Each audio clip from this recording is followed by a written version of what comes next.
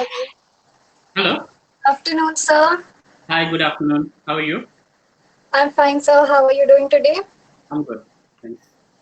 So, sir, firstly, a very warm welcome from Entrepreneurship Development Cell. Thank you for joining us today.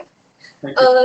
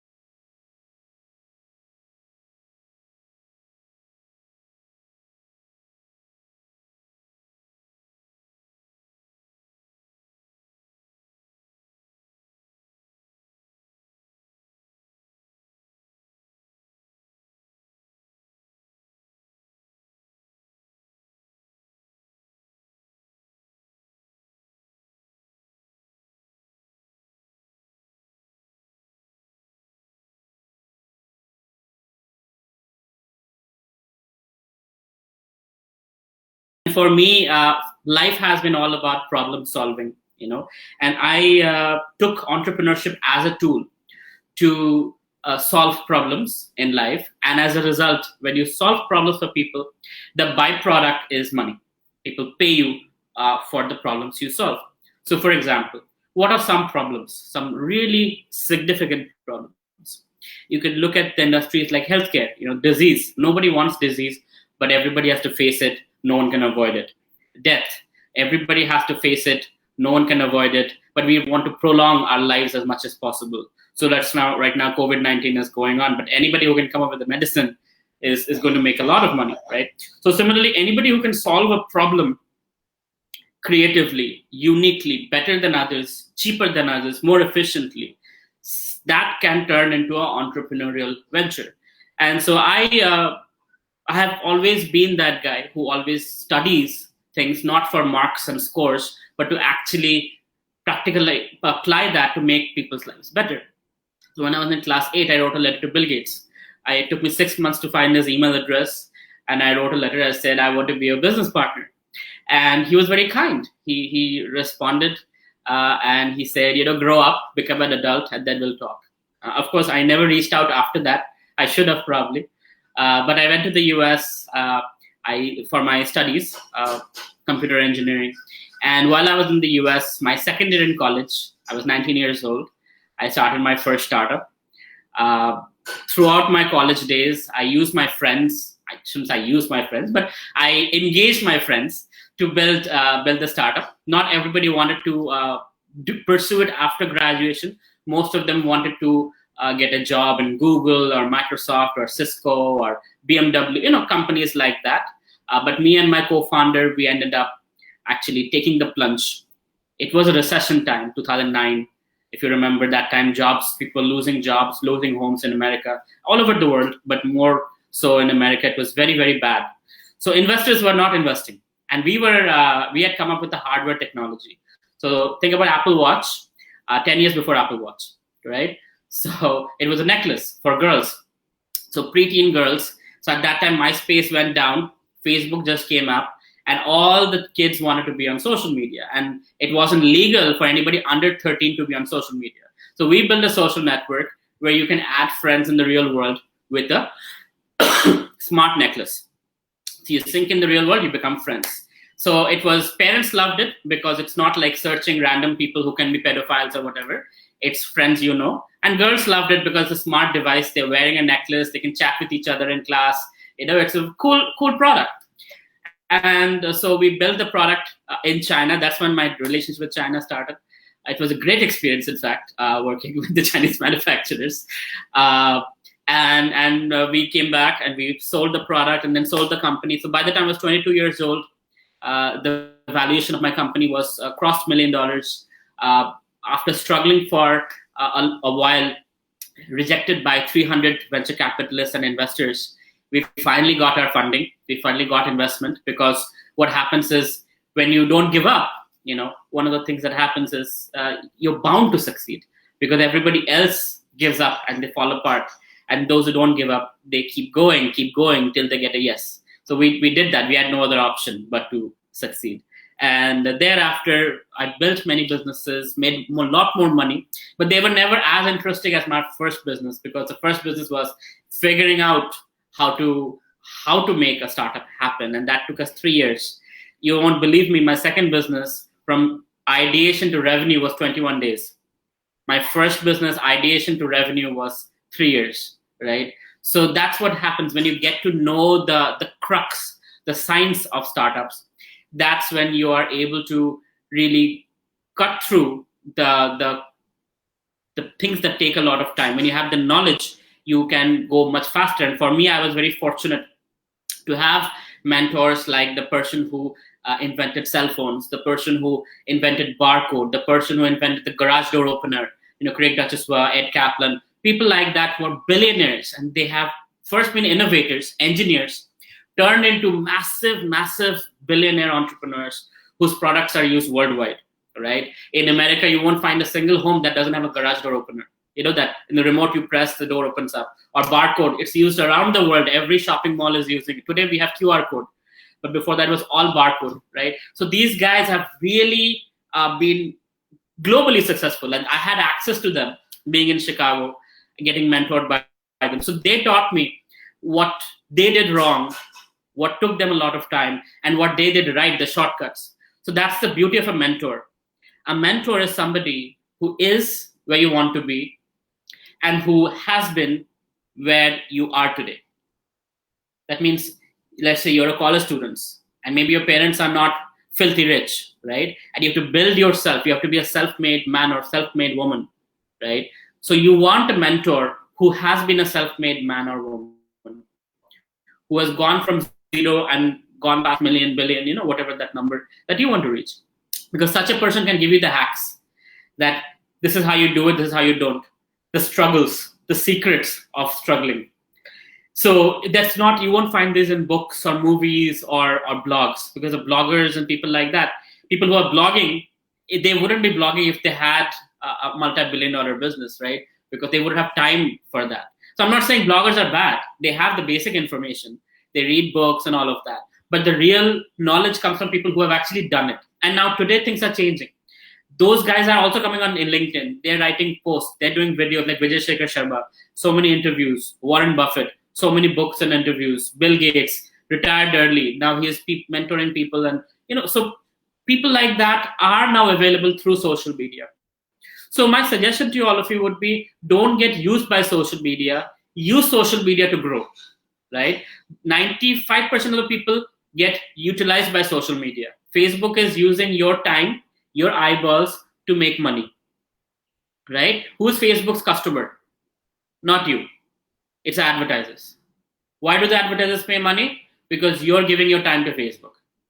So are you getting anything out of it? Maybe. Entertainment. But you're also getting old. And before you realize, all those entertainment won't matter at the end of it. right? Yes, you have had a good laughter or good happy fun time, but when you need money to buy that first house, or when your friends are doing better than you, when your parents are getting old and you're not able to treat them properly, you'll realize that, oh my God, I'm just an average guy. And all of you are in NIT, which is one of the prime universities in Bengal and India. So you are guaranteed to have a great life, right? But the life of a legend, for those of you who are looking for a life of a legend, that's a whole different ballgame altogether. And that requires something extraordinary. An extraordinary goal requires an extraordinary lifestyle. And that extraordinary lifestyle requires that you spend your time wisely. So either get used by social media or use social media to your advantage, right?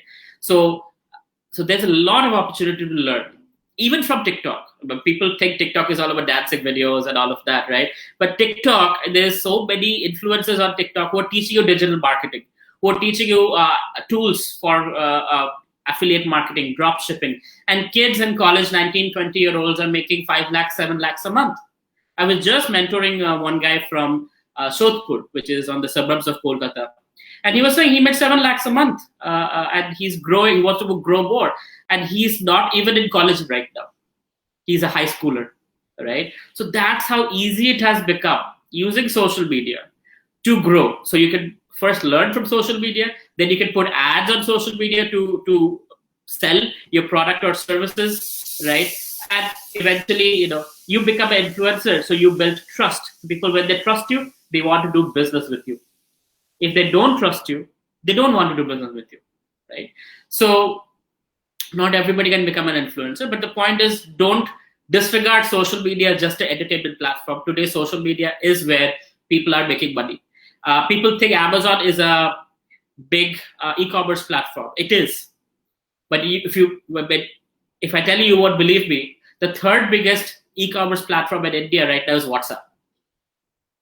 Women are selling saris on WhatsApp, right? They'll be like, here's the saris, which one you like? Send me money on Paytm, and I will ship it to you.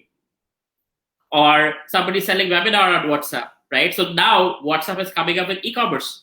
Just like WeChat, which is a copy of WhatsApp in China, they have everything. You can book a cab, you can do dating, you can do e-commerce, all of that, right? So WhatsApp just launched e-commerce in Brazil to test it out. Soon it will come to India. That's why investment in Reliance and all that. So the whole COVID-19 has revolutionized the digital economics, the digital business. So a lot of these big giants are firing people, right? TCS and Larsen and Toubro and big companies, multi-billion dollar companies. And I was being interviewed by a podcaster a few days ago, and they saying, sir, how come these big companies are firing all these people and all the Kolkata Ventures incubated startups are hiring people? And like, that's the beauty of digital businesses, right? Although for them, that's a bad time. For us, it's a great time because people are stuck in their homes and they're forced to be digital. And I'm doing 3 webinars every day almost. Today I have one webinar now, one at 3:30, another one thereafter. And I'm in like 4 or 5 cities. I'm also doing outside the country, done in New Zealand, one was in US, one was in UK. So you can be anywhere. And you realize I personally would not want webinars because I like human beings. I like to shake hands. I like to make friends, have dinner, but I'm forced to be in lockdown. So webinar is the only option. And I'm loving it. I don't have to be in a flight. I don't have to be in a 5-star hotel. I can just be at home and reach as many people as possible, right? And that's huge, literally. So the opportunity that opens up from telemedicine, for example, doctors can literally see you, see your tongue, see your BP through your gadgets or whatever, and give you medication. You don't have to go to a doctor's office, right? And you can get a doctor from US, you can get a doctor from wherever you want. So there's delivery services, all the groceries. So people, just like our soldiers are saving our lives from our enemies, similarly, our entrepreneurs are also saving our lives from hunger. Companies like Big Basket, Zomato, they are delivering food, they're delivering groceries, right? There are medicine companies that are delivering medicine. There are companies that are arranging for old people, senior citizens, making sure they're okay, they're cared for. So all of that is happening because entrepreneurs are waking up and they're seeing COVID-19 as an opportunity.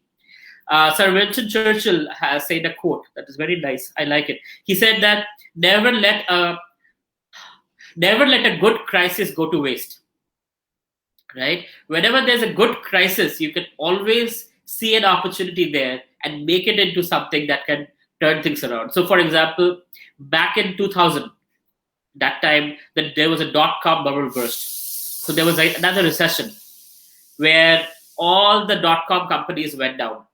Nobody was investing. People were like, oh my God, tech startups are terrible. That time Google came up, right? And look at Google today, right?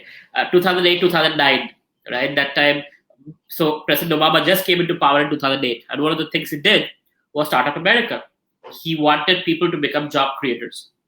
And people like me who were into startups, he recruited us. I said, go to colleges, go to schools, like I'm doing right now with you guys. So I was doing that for President Obama, for Startup America, and telling, educating our high schoolers and entrepreneurs to become entrepreneurs. So if you know Zomato today, Zomato is a copy of a company called OpenTable at Grubhub.com. So the CEO of Grubhub.com, Matt Maloney, is 6 years older than me, and he was a senior in my university. And he's always been a mentor to me and guide to me. And he built his business during that period, during that recession, and now it's a $1 billion company, right? So, and a copy of that, Zomato, Swiggy, they're $1 billion companies. So you can imagine how the world works. Whenever there's a problem, there's a recession, you'll always see hundreds of millions of dollars worth of companies coming out of it. Because when there's a problem, you solve it. When you solve it, people pay you. When people pay you, you get rich. It's that simple. It's complicated, but it's also very simple, right? The complicated part is what? It's about ego versus customer-centered. So the biggest issue with us engineers is we have a huge ego. We like to show off how much technology we know. So we want to build this feature, that feature, this feature, that feature, this feature, that feature, and be like, this is the most complicated thing I've built. It has so many things. It is a Facebook and it's WhatsApp and it's this combined. Do people want that? That's the important thing to remember. Do people want that, right? So for example, when Instagram came out, Facebook had everything, picture sharing, video sharing, text sharing, but Instagram was just pictures. That's it. People who didn't like Facebook went on Instagram. WhatsApp, just text. People didn't like Facebook, went on WhatsApp. What did Facebook do? Bought out. For billions of dollars, they bought out Instagram, they bought out WhatsApp, right? So the important part is don't try to be everything for everyone. Be something for someone. Be niche, be narrow. Solve one problem, one very big problem. Focus on the target audience. Don't try to say anybody with the internet and a phone is my customer. No. Very focused, aged between such and such, rural or urban, financial background, married or unmarried, have kids or no kids, right? Financial background, all of that comprised, you figure out what problem are they facing. Based on the problem they're facing, you can create a solution. When you create a solution, people will be like, I like this, I don't like that. Good feedback. You might think, oh, I failed. No. That is only natural. With that feedback, you build, you test, you learn. You build, you test, you learn. It's iteration. Just like every version of phone that comes out is better than the previous version. How do they build it? Based on the feedback they get from the usage. That people are using this feature more, they're not using this feature at all. Let me just update the software. Or let me update the hardware. So similarly, even when you're starting out, your first reaction with the customer might be negative. Just like when you learn to walk. You fumbled and fell. Parents didn't say, beta, now you cannot walk anymore. No, they said, try again. My name is Avelo Roy. So I'm named after, many people ask me what's the meaning of my name. I'm named after the middle name of Thomas Edison. Thomas Alva Edison, right? Alva to Avelo.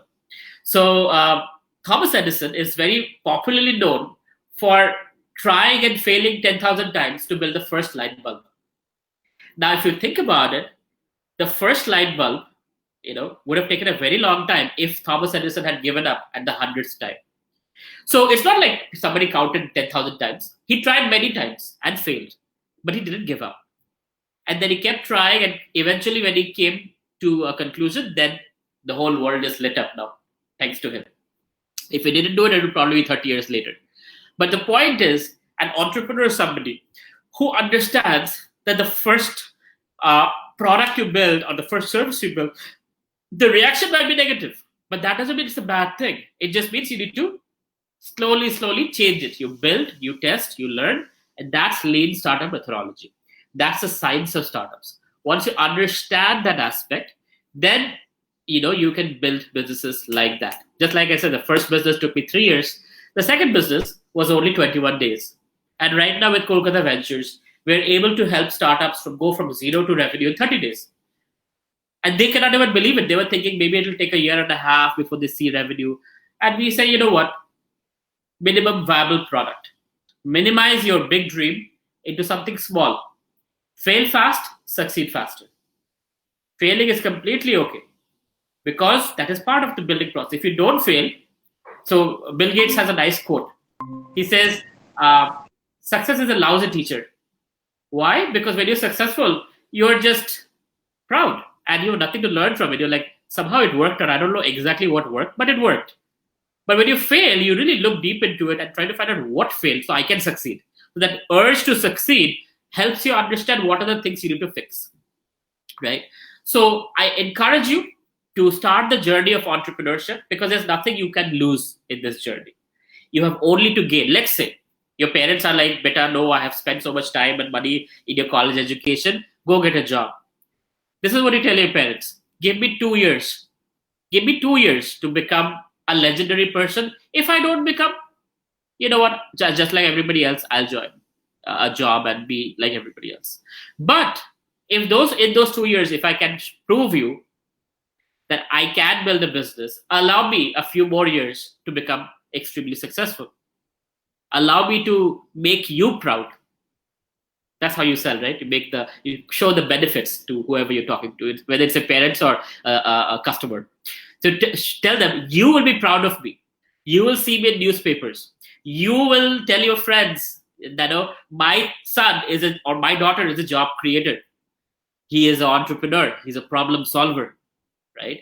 So that's how you sell to your parents. And then what you get 2 years. In those 2 years, you can always take help from me. You can always take help from Kolkata Ventures. We are here to support you in whatever we can. There's free money from the government. 15 lakhs you can get from Atal Incubation Center. 2 crores you can get from Mudra loans, right? Just government money. And then there's obviously investors and other things, which are a little harder to get. But the point is, you don't need to start with money. You can start with zero money, grow with customers' money, scale with investors' money. Building a website on WordPress for all you tech guys, it's going to take 2 hours. You don't need to build an app from day one. Don't build an app. That's the biggest mistake you do. It's hard to make, and you don't have enough traction to get people to download the app. You know how hard it is? People even Make My Trip and Amazon, they give you 500 rupees to download the app. Why are they giving you? Because they know how hard it is for somebody to use their internet to download an app that takes almost 2 to 3 minutes, right? It's an effort, whereas clicking a button or clicking a link is very easy. So start with a WordPress website, minimum viable product. Test out your hypothesis. Start selling with Instamojo or Razorpay or whatever else, PayPal. So many things are there. See what you can sell. Learn money management. Learn the skills of starting a startup. And then slowly, step by step, build, test, learn. Build, test, learn, and go through. I tell you, if you're part of the entrepreneur community, if you're an entrepreneur, and let's say after 2 years you fail, when you go for a job interview, they'll tell you, what did you do in the last 2 years? And you'll be like, I was building my startup. And I learned law. I learned economics. I learned finance. I am already an engineer. I learned product development. I learned sales. I learned marketing. I learned people management. I learned recruiting. Guess what? Your recruiter will be like, please come to my company. I'll pay you 5 times more than your peers. Because in 2 years, you will learn so much. It'll be 10 times of an MBA if you start a startup. So even if you fail, there's nothing to lose. But if you succeed, then it's a lifetime of extreme fortune, financial freedom, time-wise flexibility, luxury. You will attract all the good things in life. That's a success you get. But even if you fail, you still attract all the good things in life because you'll get a very high-paid salary in a good company because people are looking for failed entrepreneurs. People are looking for entrepreneurially minded people in the workforce. So I'll give you a real example. One of my co-founders in my first startup, he didn't join my startup like he didn't continue to work in my startup after graduation, and he had a terrible GPA. So in the US, the highest is 4.2. His GPA was 2.3, but he wanted to work in NASA, be a space scientist, and he still works in NASA. And guess what? When NASA came to my college, of all the people, they selected 4 people, and he was one of those 4 people. And he was the only one who didn't have a 4.0 GPA.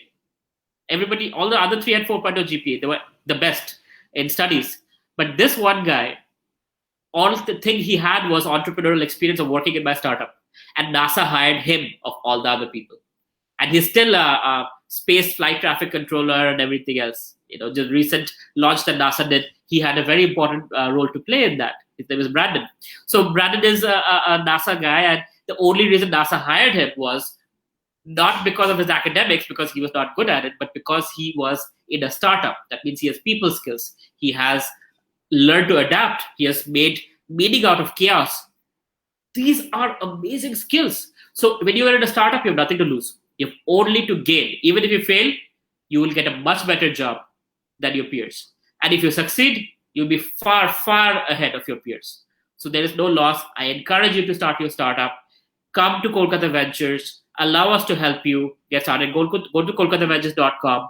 You can apply for an incubation. You can apply for our resources. You can apply for mentorship. We will happy to help you get through. And I wish you a very happy and successful life. And let's grow India together. Jai Hind. I will open up if there's any questions. Maybe Abha, you can help me with the questions from Facebook. Yes, sir. Thank you so much for sharing your wise words and your experience with us. So we do have a question from one of our viewers. He's asking, how do we get a mentor? So the mentor who's going to mentor you has to see that you're dedicated, that their time is valuable. So they will only mentor you when they see that, yes, if I invest in this person will become a legend and will make me proud. Everybody thinks about themselves. What is in it for me? How do you find them? You go on LinkedIn, whatever industry you're in. Who is the leader in that industry? Now, you can go for Ratan Tata, and good luck, because everybody approaches him. But you can always go for somebody a little lower than his stature, who might be able to give you 5 minutes of their time every month. And those 5 minutes can become 15 minutes. And that's very, very valuable. So again, at Kolkata Ventures, if you come, there's a list of mentors. People who are experts in hardware, software, UI, UX, e-commerce, manufacturing, robotics, all kinds of different genres, healthcare, automation, artificial intelligence, machine learning. So we have all kinds of mentors at Kolkata Ventures. So you're welcome to come to kolkataventures.com and apply for mentorship, and we'll be happy to connect you. Or you can go to Quora, you can go to YouTube, you can go to LinkedIn and connect with people and reach out to them and say, sir, I'm a student. I want your guidance. I want 5 minutes of your time on the phone. Please help me, right? If you write to me, I try my best to respond to every single message within 48 hours. If I'm not able to respond, follow up. I will respond eventually, right? So that's your few options you have. Either you can go for Kolkata Ventures or LinkedIn or whatever else, or you can reach out to me also. I am the only person with my name. It's easy to find me, Avelo Roy, either on Instagram or LinkedIn. You can connect with me, and I'll be happy to guide you through. Thank you so much, sir. So we have another question. Is it better to build a business gradually while doing a job, or should we go all in at once, leaving the job? It all depends on what kind of family you come from. If it is that your parents are dependent on your money, then definitely get a job. And while you're doing the job, spend 2 hours every day on your startup. The time you would spend on Netflix every day, spend on your startup. And we can spend 8 hours. And that way you grow your business. If your family is okay and they don't need your money for the first 2 years, then I would say jump right into it. Because in college, you will get access to co-founders who are smart, who are just like you. That is very hard to get. The biggest challenge of a startup is finding co-founders. After graduation, after college, it's very hard to get people because everybody's busy in their jobs. People are getting married, all of that. So when you're in college, you can form a team together. You have the professors to guide you. you have industry experts to guide you, you have the brand of NIT behind you. So every help is available. You have labs if you want to research, you have access to technology, you have access to so much when you're in college. So college is the best time to start a startup. But if you have financial problems, then do get a job, and while you're doing the job, start up at a, a little slower. Sir, that's all for today. We are running short on time, so we'll have to end the session here. Sir, thank you so much for joining us. It's been a pleasure to have you, and I'm sure our viewers have learned a lot from what you had to say. And I hope this entire session will help them through their startup journey.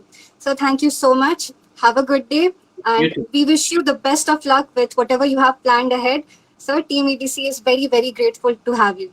Thank you Thank so you. much. All the best.